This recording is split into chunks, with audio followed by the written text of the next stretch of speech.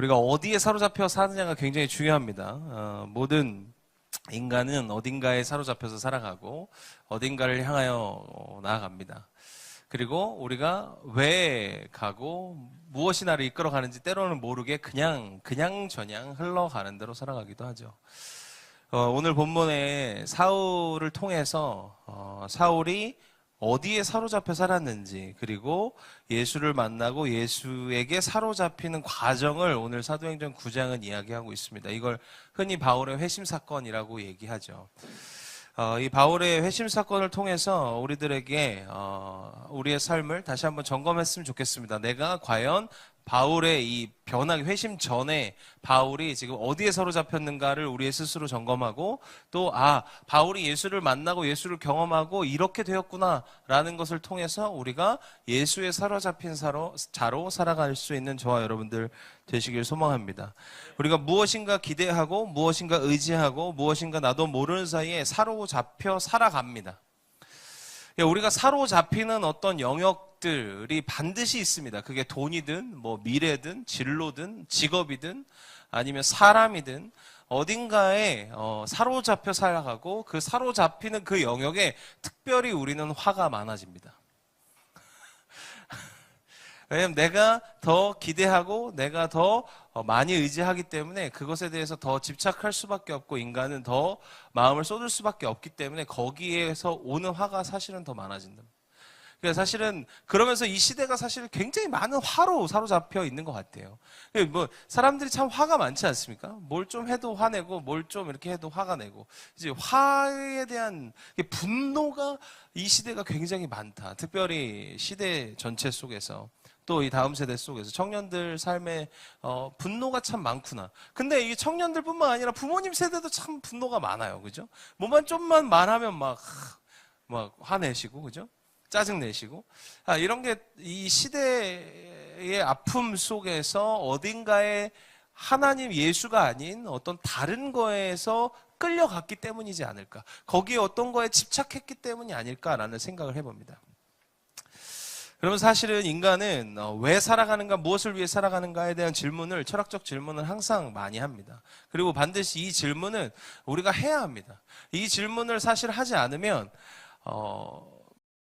뭐랄까, 그냥 저냥 숨 쉬니까 살아가고 뭐 죽지 못해 살아가고 이런 어떤 인생의 목적과 목표와 전혀 상관없이 살아갑니다. 근데 우리가 왜 살아가는지, 무엇 때문에 살아가는지를 고민하기 시작하면 이제 물론 뭐 철학적으로 넘어가시는 분들 있지만 그렇지 않더라 할지라도 어떤 목표가 생기고 목적이 생깁니다. 주님은 우리를 그렇게 창조하셨습니다. 왜? 주님은 성경의 본인의 목적과 인간을 향한 본인의 이런 수많은 이유들, 왜 인간을 만들었는지에 대한 이야기를 성경에서 충분히 하고 있습니다. 그래서 인간이 자발적으로 하나님을 알아가고 그 하나님을 알아가는 속에서 함께 연합하고 주님의 합당한 그 목적에 따라 인간이 살아갔을 때 얼마나 인간이 하나님 나라를 누리는지 성경을 계속 이야기하고 있습니다. 근데 이게 강제적이거나 비인격적인 게 아니라 굉장히 인격적으로 굉장히 자연스럽게 다가오고 있다는 거죠. 그래서 인간은 어떤 목적과 목표가 있을 때 우리의 삶은 굉장히 풍성해지고 풍요로워집니다. 근데 단순히 우리가 직업적으로 아니면 어떤 수치적으로 이루고자 하는 어떤 그런 목표가 아닙니다. 궁극적으로 인간이 추구해야 될 가치와 의미가 부여될 때 인간은 행복해진다는 거예요. 그래서 우리는 반드시 이런 고민들을 해야 합니다. 근데 사실은 때로는 어떤 것에 사로잡혀 사는지 인지하지도 못하면서 우리는 어떤 것에 사로잡혀서 질질질질 마치 끌려갑니다. 그게 시대에 그냥 끌려가기도 하고, 어떤 울타리 속에서 끌려가기도 하고, 남들이 가니까 가기도 하고, 뭐 그런 여러 가지로, 우리 여러 가지 이유로, 여러 가지 사건들로, 상황으로 우리는 끌려가죠. 여러분들, 상황은 끌고 가는 겁니다. 할렐루야. 이게 그냥 우리 많은 사람들은 상황에 끌려갑니다. 제가 어쩔 수 없는 건 없습니다. 선택하는 거지. 저한테 가끔 청년들이 와서, 목사님 이게 어쩔 수 없어요. 그러면 항상 저한테 듣는 소리입니다. 어쩔 수 없는 건 없어. 네가 선택한 거지. 너무 팩폭이죠. 여러분들, 어쩔 수 없는 게 어디 있습니까? 그냥 내가 그걸 선택한 거지. 난 그게 솔직한 거라고 생각합니다. 이거 어쩔 수 없다라는 건 그냥 내가 잘못하거나 내가 어떤 솔직함을 회피하는 거나 마찬가지라고 생각합니다. 그냥 내가 선택한 거야. 그게 뭐 잘못됐어요? 내가 내 연약함 속에 내가 결정하지 못하는 거에 선택한 게 그게 뭐 큰 잘못입니까? 그죠? 아니죠? 그냥 선택한 거예요. 그럼 그냥 선택했다고 얘기하면 굉장히 좋은데 이게 한국 사회가 이렇게 만든 것 같아. 그렇게 자꾸 가면을 쓰게 만들었고 솔직하지 못하게, 솔직하면 나쁜 거 같이 몰아갔어요. 사실은 여러분들 신앙은요 솔직한 겁니다. 아주 진실한 거예요. 그래서 솔직하게 저한테 오셔도 제가 비난하거나 비판하거나 정죄하지 않습니다. 그냥 오늘 목사님 뭐 예배가 오기 싫었어요, 이렇게 얘기할 수 있는 거죠. 근데 뭐 무슨 일이 있고 뭐 어디가 아프지도 않은데 뭐 어디가 아파서 뭐 이런 거죠. 이렇게 솔직하지 못한 게 어쩌면 약간 미덕이 됐습니다. 근데 저는 솔직하게 가야 된다. 하나님 앞에 언제나 진솔하고 솔직한 모습으로 살아갈 수 있는 은혜가 우리들에게 있길 소망합니다. 그랬을 때 우리는 조금씩 성숙해지는 거예요. 성장해 가는 겁니다. 우리가 어디론가 어떻게 또 무엇이 나를 끌고 가는지 모르고 살아가면 참 인생은 쉽지 않은 것 같습니다. 그래서 우리가 내가 지금 어디로 향하고 있는가, 또 무엇이 나를 끌고 가고 있는가에 대한 깊은 점검과 질문이 여러분들 삶에 오늘 말씀을 통해서 있길 소망합니다. 그리고 그것이 점검되어지고 다시 한번 내가 돌이키는 은혜가 있기를 소망하고, 그리고 내가 세상의 어떤 것에 자꾸 끌려가기 때문에 내가 화가 많아지는구나. 그 영역에 희한하게 그런 영역에서 화가 많아져요. 어떤 부분은 꼭 이쪽은 괜찮은데 또 이쪽 가면 사람의 영역에서 화가 많은 사람이 있고, 사람은 괜찮은데 어떤 일적인 부분에, 미래적인 부분에 화가 많아지는 사람이 있고, 각자의 어떤 화가 많은 영역이 다 다릅니다. 그건 내가 지금 거기에 집착했기 때문입니다. 내가 거기에 많은 의미들을 두고 있기 때문이기도 합니다. 그러니까 우리가 그것에 이게 내가 지금 너무 이 영역에 끌려가고 있구나, 그래서 내가 화가 많아지는구나. 그랬을 때 우리는 어디로 돌아올까? 우리는 항상 돌아올 곳이 있는 게 좋은 겁니다. 여러분, 돌아올 곳이 없으면 회개할 수가 없습니다. 돌아올 곳이 어디예요? 오직 모든 길에 진리고 빛이고 길 되신 주님께로, 할렐루야, 예수께로 돌아오는 은혜가 저와 여러분들 삶 가운데 있길 소망합니다. 목표와 목적이 있어야 우리의 삶의 의미가 부여됩니다. 그렇기 때문에 우리가 어떤 인생을 살아가는 데에 중요한 이 질문 속에서 우리는 반드시 우리 스스로가 사실은 해답을 내고자 하지만 사실은 목표 정도는 찍을 수 있으나 우리의 삶의 인간을 만들어진 이 목적은 알 수 없습니다. 왜? 창조주만이 알 수 있다는 거예요. 할렐루야. 그게 성경에서 우린 끊임없이 이야기하고 있습니다. 우리가 왜 살아가는가에 대한 이야기를 성경은 끊임없이 우리에게 하고 있다는 거죠. 육이 자라는 것처럼 우리가 크로노스의 시간과 카이로스의 시간에 대한 이야기를 예전에 한 적이 있습니다. 크로노스의 시간은 흘러가는 시간입니다. 그냥 있어도 흘러가. 이건 크로노스의 시간. 카이로스의 시간은 뭐예요? 특별한 의미와 가치를 부여했을 때 오는 시간. 근데 우리의 육은 크로노스의 시간으로 그냥 둬도 흘러갑니다. 그냥 자라잖아요. 그냥 성장합니다. 근데 생각과 마음과 영혼에 해당되는 것, 영과 혼은 그냥 크로노스의 때로 시간 안에 그냥 둔다고 자라지 않습니다. 그걸 우리 심리학적 용어로 성인 나이라고 얘기합니다. 몸은 컸지만 마음은 자라지 않았어. 생각은 자라지 않았어. 요게 이제 성인 나이라고 우리가 상담학적 용어로 이야기합니다.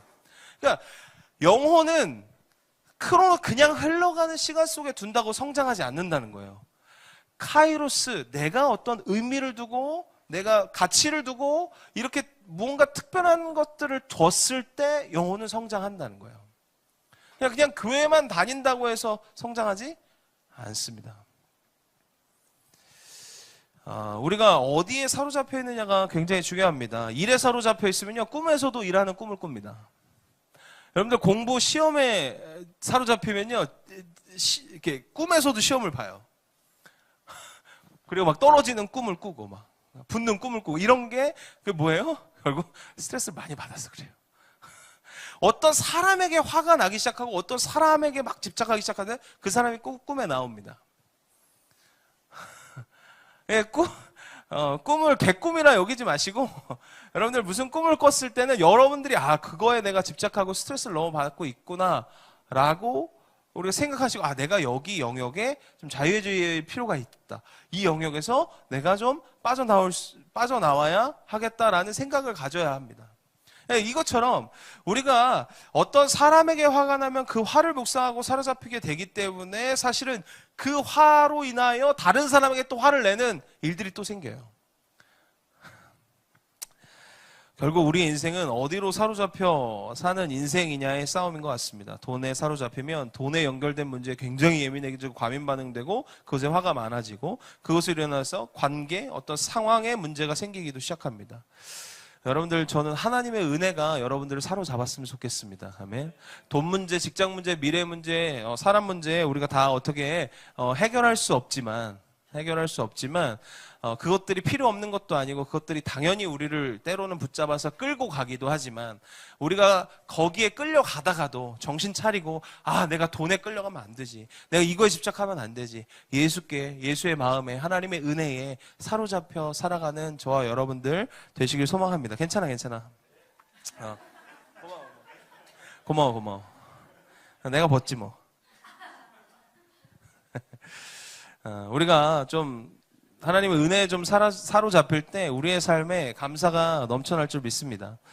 여러분들, 예수 믿으면 감사할 일이 많아 보이죠?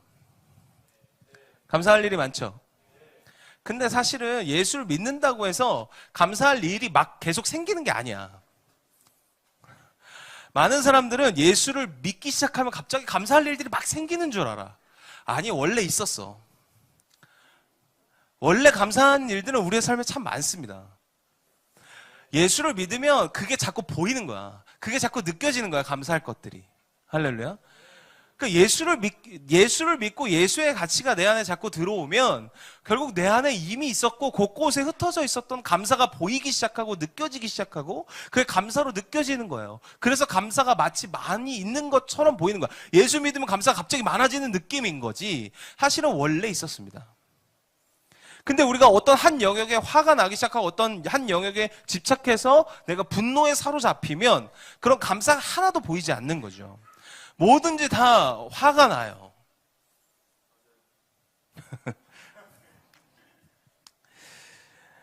여러분들, 하나님 없이 살 때는 내게 있는 감사도 모르고 산다는 얘기입니다. 이미 하나님은 우리를 너무 사랑하셔서 감사할 거리들을 너무 많이 준비하셨어요. 여러분들 주변에 감사할 걸 이미 많이 포진시켜 놨어. 근데 하나님의 가치가 입혀지고 하나님의 은혜가 입혀지면서 그래서 우리 주변에 곳곳에 있는 은혜가 은혜로 느껴지는 게 은혜라고 내가 얘기하는 거야. 그게 신앙의 힘입니다. 할렐루야. 하나님이 갑자기 너 믿기 교회 가기 시작했네? 막 그러면서 막 다 때려 넣는 게 아니에요. 이미 다 때려 주셨어. 근데 내가 어디 하나에 집착하고 분노하고 어딘가에 집착하고 거기서 마음 상하고 거기서 섭섭 귀신 씌우고 막 섭섭해. 그러면 막 이것도 섭섭하고 저것도 섭섭하고 이러다 보니까 뭐가 사라지는 거야? 감사가 사라지는 거야. 내 안에 은혜가 사라지는 거예요. 섭섭 귀신은 물러갈지어다. 여러분들, 우리 삶의 곳곳에 있었던 익숙한 모든 것에 감사가 느껴지는 은혜가 우리 모두에게 있길 소망합니다. 생각해봐. 익숙하게 원래 있었던 것에 어디 가도 감사함으로 느껴지면 진짜 그때부터 우리의 삶은 달라지기 시작하겠죠. 어떤 일이 있어도 흔들리지 않겠죠. 특별히 청년 시기는 흔들림 없이 담아낼 수 있는 근력과 힘과 멘탈을 자리 잡는 시기입니다. 그러니까 그런 힘을 기르고 근력을 기르고 멘탈을 훈련하는 어떤 자리 잡는 시기이기 때문에 어떤 것에 사로잡혀 살아가느냐가 굉장히 중요합니다. 변하지 않는 영원한 것에 사로잡혀 살아가는 저와 여러분들 되시길 축복합니다. 시대적으로 계속 변하고 어쩔 땐 이렇게 변하고 저쩔 땐 저렇게 변하는 것에 마음 뺏기지 마시고 영원히 변하지 않는 하나님 나라 예수 그리스도 그것에 사로잡혀 살아가는 저와 여러분들 되시길 축복합니다. 그래서 우리가 자꾸 점검해야 합니다. 내가 사람에게 사로잡혀 사느냐, 사람에게 자꾸 화가 있으면 사람에게 사로잡혀 사는 거고, 돈에 사로잡힌, 돈에 자꾸 화가 있다, 돈에 예민해진다, 과민하게 반응된다, 그럼 돈에 사로잡힌 거고, 어떤 우리 안에서 사로잡혀 있는 것에 우리는 감정이 빨리 반응하게 되어 있습니다.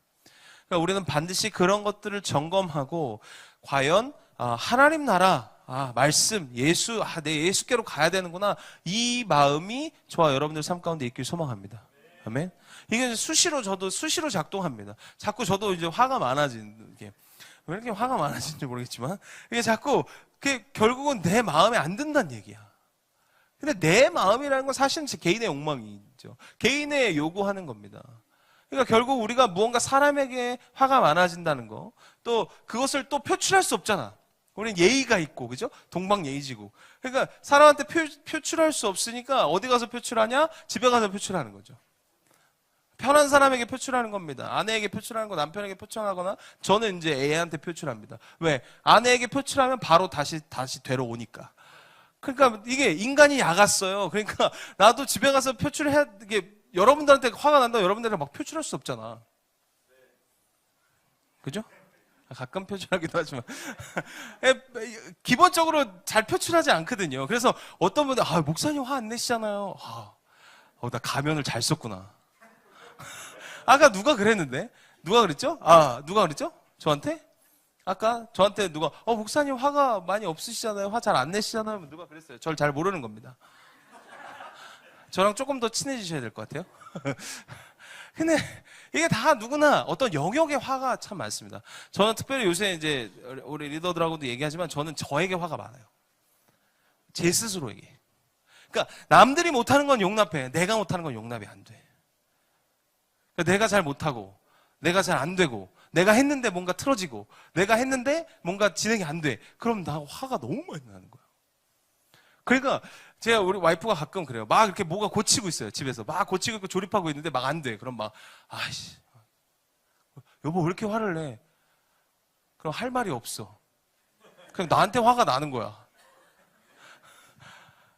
상대방이 못하는 건 다 용서가 됩니다. 근데 내가 못하는 건 용서가 안 돼. 그렇게 자랐어요.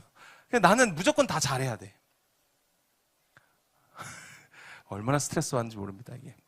근데 요새 이제 좀 인정해 보려고 하는데 인정이 잘 안 돼. 여전히 난 잘해야 돼. 그래서 여러분들 제가 설교를 말잖아요. 흔히 우리 전문용어로 만다고 표현해요. 설교를 한 번씩 말 때 집에 가서 굉장히 많이 자책합니다.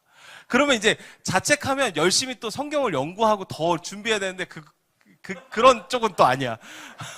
그냥 화만 내. 화내고 막 자책하고 나 왜 그랬지 막. 그리고 또 일 뭐 안 해. 막 요런 스타일이야. 쉽지 않습니다.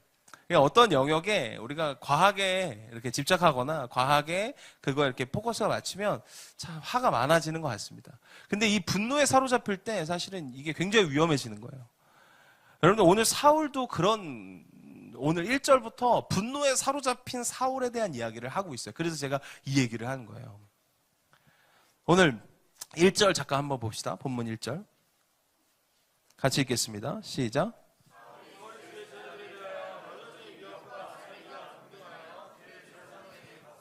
사울이 주의 제자들에게 대하여 여전히라는 표현을 써요. 여전히 위협과 살기가 등등했다. 여러분들 이 전에 무슨 일이 있었냐면 스데반 집사를 돌로 쳐 죽입니다. 이게 우리가 지난주에 교회를 세우면서 7 집사를 세우자고 얘기했어요. 7 리더. 그 중에 하나가 스데반 집사님이에요. 스데반 집사님이 7장에 스데반 집사의 전체 설교가 나옵니다. 설교가 나오고 마지막 절에 어떤 얘기가 나오냐면 그의 옷을 사울의 앞에 던지며 돌로 쳐 죽였더라 이렇게 표현해요. 그러니까 이게 사울이 뭐냐면 그 전에 어떤 일이 있었냐면 사울 앞에서 스데반 집사가 돌로 쳐서 죽임을 당합니다. 그거를 생각해봐. 인간이 누군가가 내 앞에서 내가 사로잡아서 고발하고 내가 죽이려고 앞에다 갖다 놨어. 그리고 얘가 진짜 실제로 그냥 잘 죽진 않았겠죠. 갑자기 깨꼬닥 죽진 않았겠죠. 돌로 쳐 죽였어요. 그러면 온갖 피와 모든 것들을 흘려서 죽었겠죠. 사울 앞에서. 근데도 여전히 사울은 뭐예요? 여전히 위협과 살기가 등등했다라고 이야기하고 여전히 그 분노에 넘쳤다는 거예요. 계속 분노를 갖고 있었다는 거예요. 또 누굴 죽일 놈이 없난지 계속 위협과 살기가 등등했다라고 이야기합니다. 사울은 지금 화가 많이 났어. 분노가 많이 찼어. 이런 상태가 지금 사울의 상태였다는 거죠. 여러분들, 분노의 영에 사로잡힌 사울의 모습을 우리는 봅니다. 여러분들, 사울은 자신의 내는 화가 정당한 것처럼 보여줬어요. 왜? 사울은 하나님을 섬긴 사람입니다. 하나님을 믿었던 사람이에요. 근데 예수 믿는 자들을 잡아서 죽였어요. 왜냐하면 본인이 믿는 하나님, 그리고 실제로 나타나신 하나님과는 거리가 멀었습니다. 그러니까 본인이 이야기한 정의, 본인이 생각하는 하나님의 의와 달랐어요. 그렇다고 해서 지금 막 다 분노에 차서 죽였다는 거예요. 여러분들, 지금 이념 사상, 이런 지금 이념가들, 사상가들이 이런 겁니다. 자기의 정당 쪽에서 분노하고 막 그게 마치 맞는 것 같고 거룩한 것 같고 막 그러면서 화를 내요. 그럼 그게 전달됩니다. 이걸 분노를 촉발하는 자라고 표현합니다. 여러분들, 우리는 분노를 촉발하는 자들을 조심해야 해요.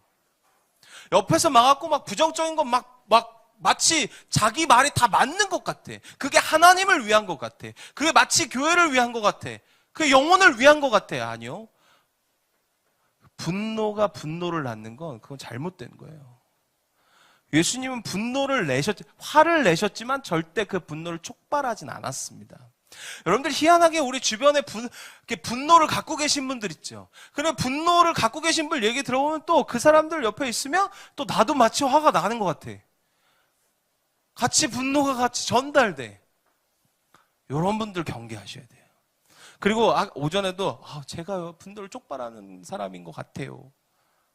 이런 친구가 있었습니다. 돌이키셔야 합니다. 할렐루야. 주님께 사로잡히십시오. 할렐루야. 분노에 사로잡히는 자들이 있습니다. 저도 마찬가지예요. 저도 화가 한번 나기 시작하면 이게 주체가 안 돼. 혼자 시간을 꼭 보내야 돼.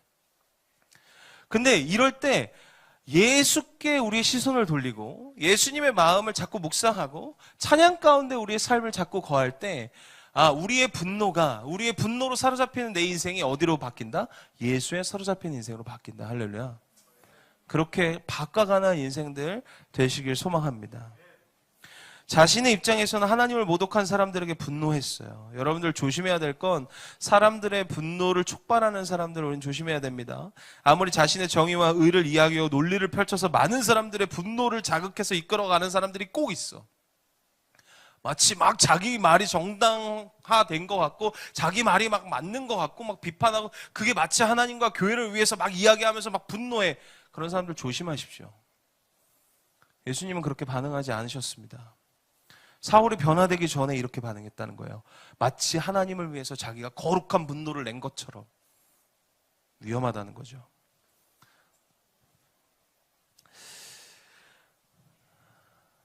누군가를 만나면 더 화가 나고 화가 돋구어지는 사람이 아니라 우리를 만나면 감사가, 은혜가 넘치고 내 삶의 곳곳에서 있었지만 놓치고 있었던 감사를 찾게 해주는 사람들이 되십시오. 할렐루야. 여러분들을 만나면 같이 화를 내는 게 아니라 내가 그동안 찾지 못했던 감사를 찾게 되고 같이 너무 감사했고 너무 행복했던 그것들이 내 안에서 발견되어지는, 그 사람을 통해서 발견되어지는, 할렐루야. 나를 통해서 발견되어지는 그런 자들로 살아가는 저와 여러분들 되시길 소망합니다.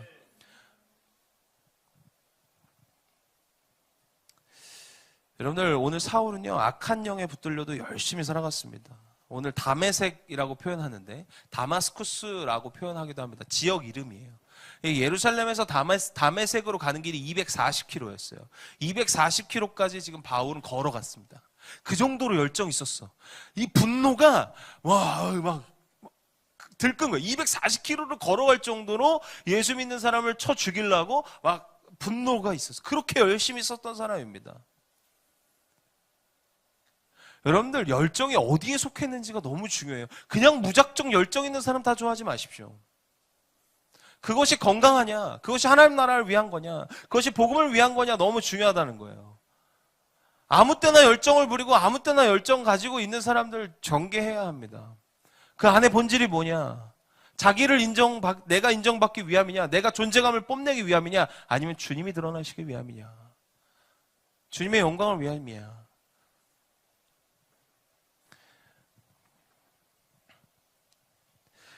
예수님이 십자가에 돌아가실 때 제사장들과 바리새인들이 어떻게 했습니까? 시민들의 화를 돋굽니다. 예수님은 죄가 없었어요. 근데 제사장과 바리새인과 서기관들이 화를 돋가요. 그래서 어떻게 됐죠? 예수님 십자가에 못 박았습니다. 여러분들 화를 돋구면요 이렇게 되는 거예요. 죄 없는 사람 죄인으로 몰아갈 수 있어요. 우린 경계해야 합니다. 그래서 분노를 촉발하고 분노를 자꾸 내게 하는 사람들을 우리는 경계해야 해요. 우리도 그럴 수 있다는 것을 여러분들 기억하셔야 합니다. 하나님 나라, 예수님, 하나님이라는 포장지를 쓰고 자신이 원하는 것을 얻기 위해서 다른 사람들을 정죄하고 판단하고 평가하고 화를 돋구고 있는지 우리는 스스로 점검해야 합니다. 그래서 여러분들 화에 사로잡히지 마시고 예수에 사로잡히는 은혜가 있길 소망합니다.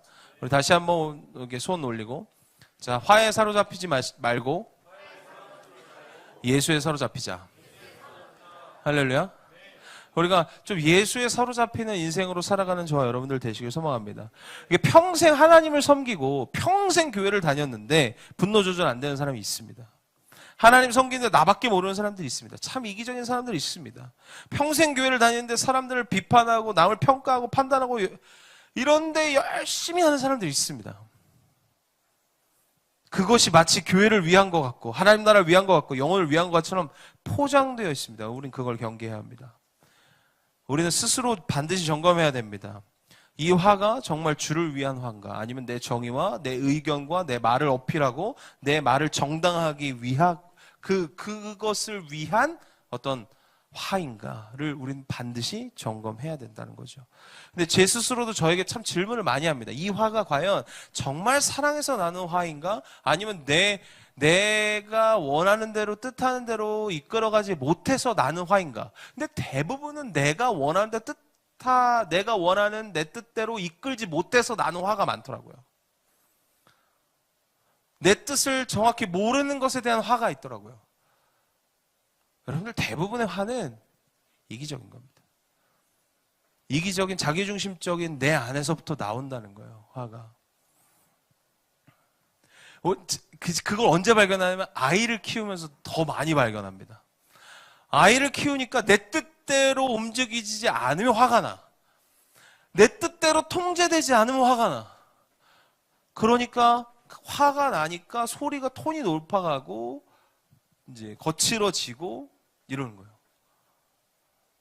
그래서 부모가 애를 키우면 자신의 바닥을 본다고 얘기하거든요. 그러니까 부모는 아이를 키우면서 자신의 밑바닥을 본다고 얘기해요. 근데 진짜 그렇더라고요. 난 내 밑바닥을 다 본 줄 알았어. 이미 그 밑바닥은 끝났다고 생각했어. 근데 아니더라고요. 애를 키우면서 내 밑바닥을 또 봅니다. 내가 이런 면이 있구나. 그러니까 우리 와이프한테는 못해. 왜? 데려 맞을까봐. 근데 아이한테는 하고 있는 걸 봐요. 여러분 약자에게 그렇게 됩니다. 이게 절대적 약자라고 생각하면 우리가 그렇게 이게 인간의 악함의 존재 자체의 악함입니다. 그래서 우리는 자꾸 화에 사로잡히는 것이 아니라 예수에 사로잡히는 게 필요해요. 할렐루야. 우리가 주님께 자꾸 사로잡히고 말씀에 사로잡히고 하나님 나라에 사로잡히는 은혜가 있기를 소망합니다. 할렐루야. 오늘 3절에 이렇게 표현합니다. 예수께 사로잡히는 사건이 있었어요. 사울이. 3절에 같이 읽겠습니다. 시작.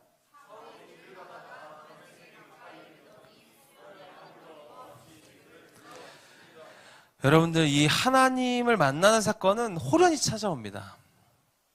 호련히. 이게 무슨 얘기냐면 갑자기 찾아온다는 얘기입니다. 갑자기 suddenly. 뜻밖의. 예상 밖에. 그래서 제가 되게 기억에 남는 자매가 있어요. 기억에 남는 자매가 있는데 그 자매가 너무 하나님을 만나고 싶고 되게 갈망했어요. 근데 그 자매가 어느 날 저한테 전화가 왔는데 미용실을 가고 있는데 하나님이 느껴진다는 거야. 처음으로. 근데 지금 미용실을 예약했는데 못 가겠다는 거야. 그래서 놀이터에 주저앉았대. 그리고 울면서 저한테 전화가 왔어요. 하나님이 느껴진다고.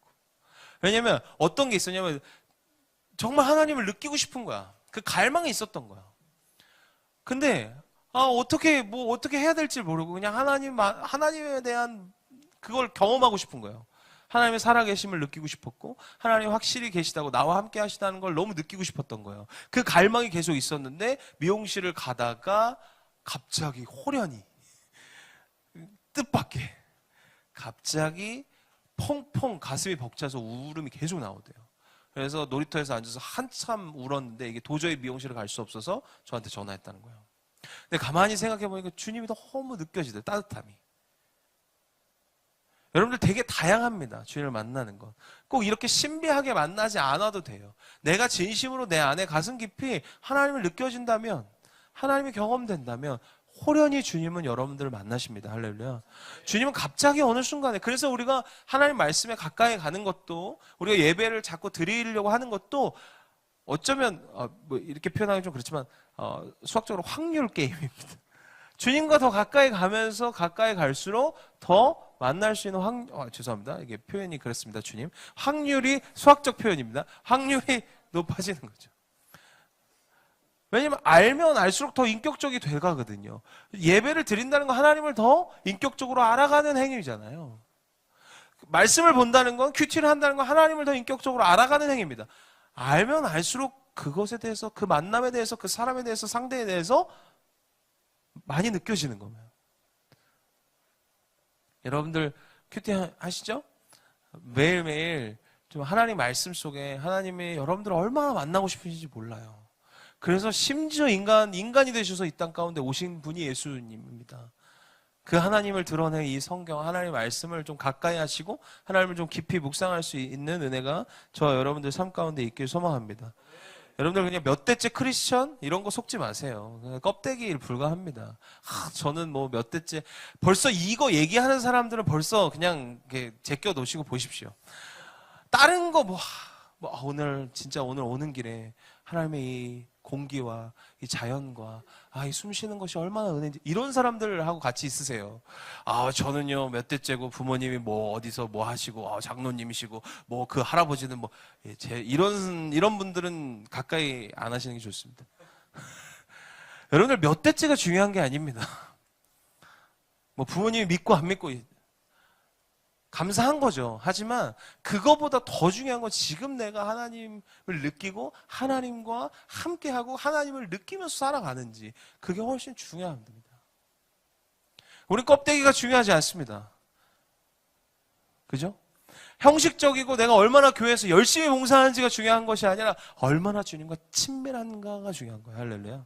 얼마나 주님과 내가 매일매일 동행하는가, 느끼고 살아가는가가 훨씬 더 중요하다는 사실을 여러분들이 기억하시길 바랍니다. 호련히 바울은 주님의 음성을 들었어요. 물론 바울은 신비하게 주님이 찾아가십니다. 꼭 이러지 않아도 된다는 거예요. 주님은 우리를 호련히 찾아오신다는 게 중요합니다. 할렐루야. 갑자기 여러분들 찾아가실 겁니다. 일상 속에서 여러분들이 막 힘들고 일상 속에 있을 때, 또 하나님을 찾을 때, 갈망할 때 주님은 여러분들을 찾아가신다는 사실을 여러분들이 기억하셨으면 좋겠습니다. 그리고 오늘 바울이 그리고 나서 4절에 이렇게 표현합니다. 같이 읽겠습니다. 4절 시작.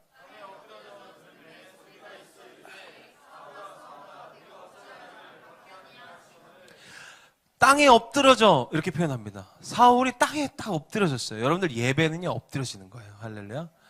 주님을 만나면 엎드러집니다. 목이 뻣뻣했던 나, 내가 그동안 내가 의식했던 나, 그게 겸손해지는 거예요. 내 꼬라지를 딱 알고 하나님 앞에 엎드려야 합니다. 여러분들 예배는 엎드러지는 거예요. 여러분들 엎드리다는 건 유대인들의 전통으로 뭐예요? 당신이 내 주인입니다 라는 표시입니다. 엎드려진다는 거. 그래서 종들이 주인을 만날 때 엎드려서 발등에 키스를 했습니다. 이게 종이 해야 될 유대인들의 풍습이었어요. 그럼 우리가 엎드려진다는 건, 여기서 성경 엎드려졌다 표현한다는 건 바울이 주님을 정확히 인지했다는 얘기죠. 여러분들 예배는 엎드려지는 것입니다. 할렐루야. 우리의 삶에 여러분들이 겸손하게 주님 앞에 엎드려지길 소망합니다. 뭐 기도가 어떠니, 기도가 잘 써졌느니, 뭐 설교가 어떠니, 오늘은 재밌었느니, 뭐 오늘은 뭐 어땠느니, 따분했다는 둥, 뭐 오늘은 뭐 키보드가 뭐 어쨌고, 뭐 기타가 어쨌고, 화음이 어쨌고, 이런, 우리는 평가자가 아닙니다. 여러분들 감독관이 아니에요. 조명은 눈이 부시고 막 왜 이렇게 뻘게 뭐 여러분들 우리는 예배 평가자나 감독관이 아닙니다. 오직 감독관은 우리 주님 되십니다. 할렐루야. 우리는 드리는 자예요. 드리는 자. 할렐루야. 평가자가 아니란 얘기입니다. 예배가 이렇고 저렇고 뭐 이렇고 그런 얘기 하지 마세요. 예배는 겸손하게 그냥 엎드려지는 겁니다. 세션이 많든 적든 싱어가 많든 적든 제가 그러잖아요. 제가 항상 제일 좋았던 건 아무도 없고 셋이서 예배했을 때가 제일 좋았다고. 매주 울면서 예배했어요. 여러분들 이거 그냥 이게 뭐 세션이 화려하고 조명이 화려하다고 해서가 아닙니다. 그 안에 진정성, 진심으로 주님을 예배하는지 그게 은혜의 척도입니다. 할렐루야. 그래서 예배는 겸손하게 드리는 거예요. 그게 세션이 많아도 좋아요. 모두가 겸손하게 엎드리면 그 예배는 너무너무 행복하고 너무너무 좋은 거예요. 할렐루야. 예배는 주님께 온전히 올려드리는 겁니다.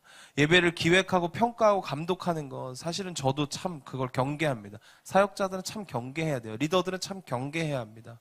기획자들 또 이것을 뭐 이렇게 만들어가는 사람들은 경계해야 합니다. 우리 다음 주에 캠핑 예배 하는 데도 우리는 경계해야 합니다. 여러분들 캠핑 예배 불편할 수 있습니다. 왜? 익숙치 않은 곳에 나가서 할 수 있으니까. 근데 거기서 뭐 이건 이렇고 저건 왜 없고 막 이런 얘기 하지 마세요. 사람이 하기 때문에 실수도 있고 불편할 수 있습니다. 최대한 우리도 고려하고 했는데 미처 배려하지 못하고 미처 생각하지 못하는 영역들이 있을 수 있습니다. 근데 우리는 예배라는 사실을 꼭 기억해야 합니다. 밖으로 나아갈 뿐이지. 좀 특별하게 스페셜하게 이벤트로 하지만 우리가 예배라는 사실을 꼭 기억해야 돼요. 하나님께 드린다. 할렐루야. 잘했죠? 네.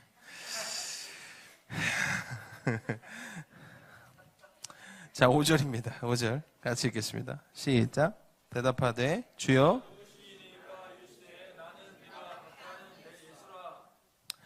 이게 참 재밌는 대답입니다. 주여, 주인님, 주님 누구십니까? 이거 뭐야? 주인이라고 고백해놓고 누구십니까? 이렇게 고백한 거예요. 이거 되게 웃긴 말입니다. 무슨 얘기인지 아시죠? 이거 주인이라고 고백해놓고 누구냐고 물어보는 거 이게 우리의 현 주소라는 거예요. 주님이라고 말하지만 주님을 잘 몰라. 사울이 지금 이런 거예요. 주님이라고 직관적으로 느껴졌어. 아, 이게 하나님이시구나. 근데 누군지 잘 몰라. 그래서 예수님이 뭐라고 하죠? 네가 핍박하는 예수다 이렇게 표현합니다. 여러분들 이게 우리 현 주소예요. 우리의 신앙의 현 주소예요. 주님이라고 얘기하고 우리 찬양 특별히 찬양의 고백들이 너무너무 좋잖아요. 그 찬양 고백하고 막 다 하나님 다스리소서 막 하나님 나라 막 하지만 우리의 마음은 잘 몰라. 하나님 잘 안 느껴져. 이런 거나 똑같은 거예요. 그렇죠? 씁쓸하죠. 여러분들 주님을 그래서 알아야 합니다. 우리도 주님 만날 때 주님 주여 누구시니까 이렇게 고백할 수 있다는 거예요. 주님을 좀 깊이 알아가는 저와 여러분들 되시길 소망합니다. 여러분들 사울도 잘 몰랐어요. 주님을 모르면서 주님을 섬긴다고 이야기했습니다. 여러분들 주님을 모르면서 주님을 섬긴다는 건 가짜죠. 그럼 결국 뭘 섬긴다는 건 자기를 섬긴다는 거예요. 자기가 믿고 싶은 걸 섬긴다는 거예요. 그건 자기를 섬기는 거죠. 여러분들 우리가 주님이라 고백하고 하나님 막 사랑합니다 이렇게 고백하면서 주님을 잘 모른다는 건 여러분들이 원하고 여러분들이 믿고 싶은 그것을 사랑하고 섬긴다는 얘기예요. 그 말은 여러분들을 섬긴다는 얘기랑 똑같습니다. 주님을 알아야 합니다. 그래서 그리스도인으로 자처하고 고백하는 사람들이 자기 자신을 섬기면서 주님을 섬긴다고 하는 사람들이 참 많아요. 그걸 사역하고 우리가 같이 관계하다 보면 드러납니다. 저 사람 주님 영광을 위해서 한다고 그러는데 삶은 전혀 주님 영광과 전혀 상반돼. 경계해야죠. 그리고 만약에 우리가 그런 모습이 있다면, 내가 그런 모습이 비춰진다면 주님께로 돌이키는 은혜가 저와 여러분들 삶 가운데 있길 소망합니다. 그래서 이번 한 주는 여러분들이 기도하셨으면 좋겠습니다. 내가 주님께 사로잡혀 있는 삶 살길 원합니다. 내가 이거에 과제에 여기 우리 대학원생 많죠. 논문에 지금 논문이 한두 명이 아니야. 왜 이렇게 논문 한 대여섯 명 되는 것 같아요. 지금 프로포즈 때문에 힘들고 프로포즈 끝나고 힘들고 막 각자의 삶에서 매일매일 좀 어디에 집착하기 때문에 거기에 막 안 되면 안 풀리면 화나고 막 짜증나고 그게 아니라 그럴 때 내가 내가 여기에 너무 지금 끌려다니는구나. 내가 주께로 가야 되는구나. 주께 사로잡혀야 되는구나. 좀 기도하고 결단하고 나아갈 수 있는 저와 여러분들 되시길 소망합니다. 오늘 마지막으로 주님이 사울을 쓰시기로, 사용하시기로 작정하십니다. 그래서 오늘 네가 막해하는 예수다라고 이야기하시면서 만나시죠. 그러면서 8절에 이렇게 표현합니다. 8절 같이 읽겠습니다. 시작.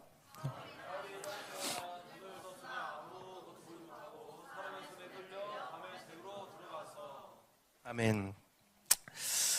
우리가 누군가 진정 옆에서 변하지 않는 사람 변하게 하고 싶다면 여러분들 많은 사람들은 주님 그 사람을 변화시켜 주세요 이렇게 기도합니다. 그러면 여러분들이 변할 겁니다. 그 사람이 변하는 게 아니라 여러분들이 변할 거예요. 여러분들 진짜 누구를 변화시키고 싶으시면 하나님 사용해 주십시오 이렇게 기도하십시오. 하나님 이 사람을 사용해 달라고. 할렐루야. 그러면 하나님이 이 사람을 사용하기 위해서 하나님이 바꾸십니다. 무슨 얘기인지 아세요? 이 사람을 변화시켜 주십시오. 그럼 네가 변해라 이렇게 얘기해요. 왜냐면 이 사람을 변화시켜 주는 건 누구 기준이야? 네가 원하는 기준으로 변화시켜 달라고? 이거거든요. 근데 하나님은 그렇게 사람을 변화시키시지 않습니다. 그건 네가 변하면 되겠네. 그래서 너를 변화시킵니다. 너가 힘들어지는 거야. 여러분들 진짜 누군가를 우리가 변화시키고 싶으시면 그 사람을 주님 사용하옵소서 이렇게 기도하십시오. 그때 주님은 그 사람을 연단하시고 그 사람을 훈련하셔서 주님이 변화시켜서 사용하십니다. 할렐루야. 오늘 사울이 그랬어요. 오늘 주님이 사울을 사용하시기로 작정하셨어요. 그리고 이 사울을 예수 그리스도를 핍박하고 돌로 쳐 죽였던 이거에 앞장섰던 사울을 완전히 변화시키십니다. 진짜 여러분들이 누군가가 지금 내 주위에 누군가가 내 사랑하는 사람이 또 내가 좋아하는 사람들이 이 사람이 진짜 변화되길 원하신다면 주님 그 딸을, 그 아들을, 그 동생을, 그 엄마를, 그 부모를, 그 형제를 사용하여 주옵소서 라고 기도하시길 소망합니다. 그때 주님이 사용하고자 하시면 변화시키신다는 거예요. 할렐루야. 주님의 은혜, 주님의 또 놀라운 그 변화가 우리 각 주변에 부모님, 친구, 남편, 아내, 아이 또 내 곳곳에 있는 사람들 주님의 변화가 일어나길 소망합니다. 마지막으로 오늘 읽었던 이 8절에 사울이 땅에서 일어나 눈을 떴으나 아무것도 보지 못했다. 눈을 떴는데 아무것도 보지 못하는 사건이 일어납니다. 그리고 9절에 사흘 동안 보지 못하고 먹지도 아니했다 이렇게 표현해요. 이 사흘이라는 숫자는 성경적으로 굉장히 중요한 숫자입니다. 3일이잖아요. 이 3일은 아브라함이 이삭을 죽이러 가는 길도 3일. 요나가 하나님 말씀에 순종하지 않고 물고기 뱃속에 있었던 것도 3일. 예수님이 3일 동안 장사되고 부활하신 것도 3일. 이 3일은 굉장히 중요한 숫자인데 이 사흘, 성경에서 사흘이라는 이 숫자, 3일이라는 3, 이 숫자가 굉장히 성경적으로 메시지 있는 숫자입니다. 우리에게 주신 이 메시지는 죽음에서 생명으로 옮기신다는 얘기예요. 결국 바울이 계속 그렇게 죽는 사망의 길로 가던 바울을 돌이키셔서 사흘이라는 시간 동안 보지 못하게 하시고 그리고 완전히 죽음에서 건지셔서 어디로? 생명으로 이끄신다는 거. 할렐루야. 이런 일들이 우리의 삶 가운데 일어나길 소망합니다. 우리 안에 여전히 썩어지고 여전히 옛 모습, 여전히 안 바뀌는 그 모습들이 완전히 사흘 동안 죽어지는 은혜가 있길 소망합니다. 그리고 다시 이 죽음에서 생명으로 옮겨지는 귀한 일들이 우리 모두에게 부어지길 소망합니다. 그래서 예수께 사로잡히는 매일 되시길 소망합니다. 우리 옆 사람들은 한번 인사합시다. 예수께 사로잡히는 매일 됩시다. 결국 사람에 사로잡히고 돈에 사로잡히고 자기중심적 가치로 사로잡히고 그 삶 속에서 결국은 우리는 화가 있을 수밖에 없습니다. 그러니까 그것에 집착하기 시작하고 세상에 집착하면 화가 날 수밖에 없어요. 그 화에 우리가 붙잡혀 사로잡혀 사는 인생이 아니라 예수께 사로잡혀 사는 인생 되시길 소망합니다.